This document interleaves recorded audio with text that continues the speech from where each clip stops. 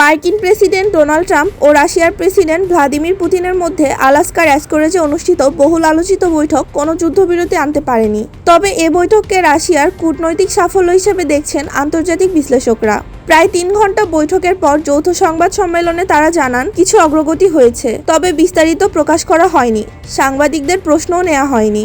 Putin বলেন, আলোচনায় দেরি হলেও এটি শান্তির পথে সম্ভাবনা তৈরি করেছে। অন্যদিকে ট্রাম্প জানিয়েছে কোনো চুক্তি হয়নি যতক্ষণ না সব বিষয়ে পূর্ণাঙ্গ সমঝোতা হয়। তবে ইউক্রেনের পক্ষ থেকে হতাশা প্রকাশ করা হয়েছে। দেশটির এক সংবাদ সদস্য মন্তব্য করেন, এতে শুধু পুতিন আরও কিছু সময় কিনে নিল।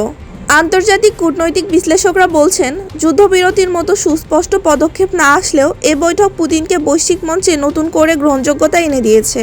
ফলে প্রত্যাশিত যুদ্ধবিরতি না আসলেও অ্যাঙ্করেজ বৈঠক বিশ্ব রাজনীতির জন্য বড় বার্তা দিয়ে গেল। একদিকে উত্তেজনা, অন্যদিকে নতুন কূটনৈতিক বাস্তবতা।